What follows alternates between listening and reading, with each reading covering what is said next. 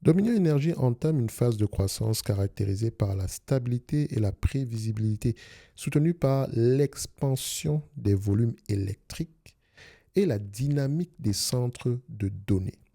Le groupe opère une transformation stratégique majeure visant à simplifier son portefeuille pour tendre vers un modèle quasi intégralement régulé. D'accord?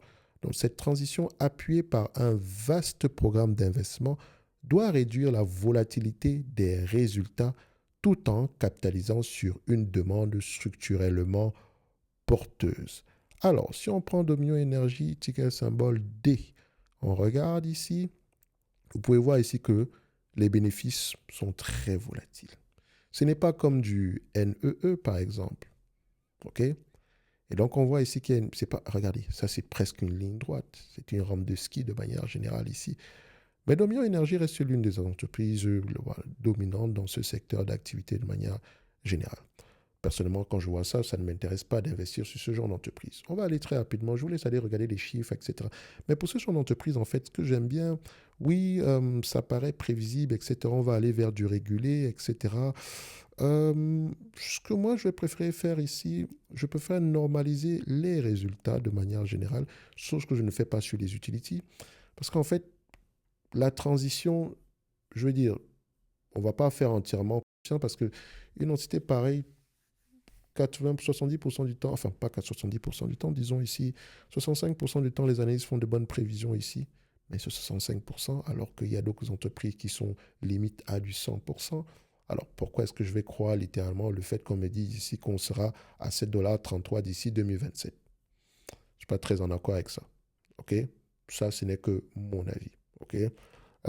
Basé sur la lecture des rapports financiers, l'écoute des conférences call. Au sorti de là, même si tu fais également le même exercice, tu peux avoir un avis également totalement différent du mien. OK? Et je t'encourage d'ailleurs à le faire.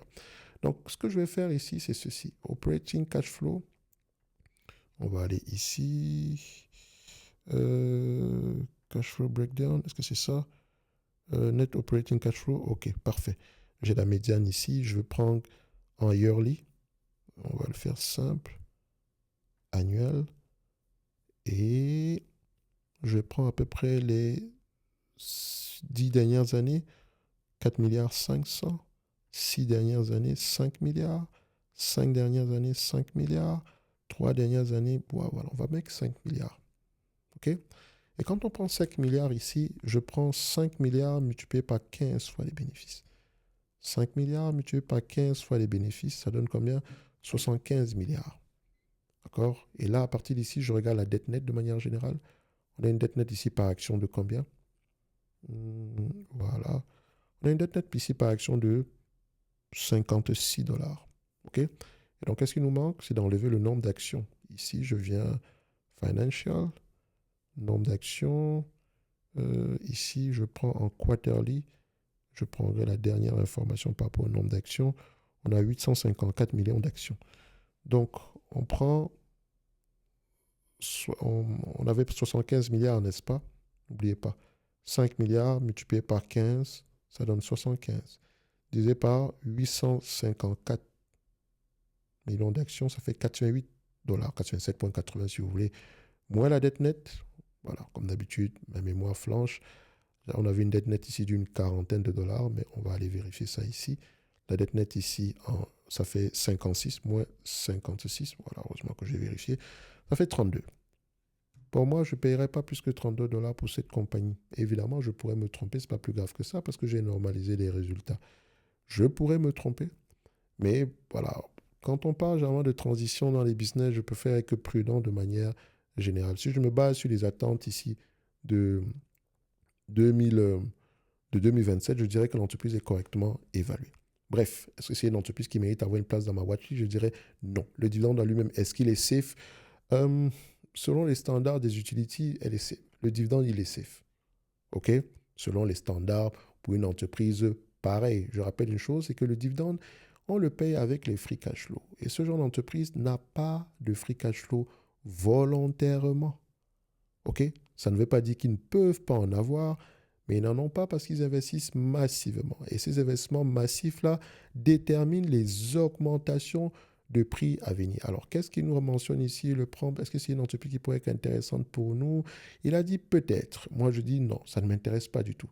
Alors, quels sont les éléments négatifs? Intensité capitalistique, fréquence structurellement faible, dépendance à l'approbation réglementaire pour l'augmentation des prix, ralentissement. La croissance du BPA est liée au déploiement du capital planifié jusqu'en 2029. OK? Donc, après 2029, ça va être compliqué. Quand on dit la croissance du BPA, comme je l'ai toujours dit, les utilities, soit ils investissent pour augmenter les prix, ils doivent investir. OK? Quand ils arrêtent d'investir, des bénéfices par action qui restent stables, sauf, je dis bien, sauf augmentation au niveau du nombre enfin, augmentation de la demande. On va le dire comme ça. OK? Moi, personnellement, ce n'est pas une entreprise qui m'intéresse, mais ça reste une entreprise leader dans cette activité-là. Bref, j'ai très peu d'utility qui m'intéressent de manière générale. OK?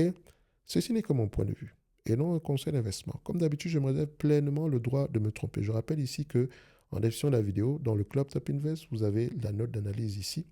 Vous pouvez également aller voir les éléments qu'on va surveiller, par exemple le rythme de raccordement de centre en termes de centre de données ici. Attention, ouais, c'est ça, centre de données.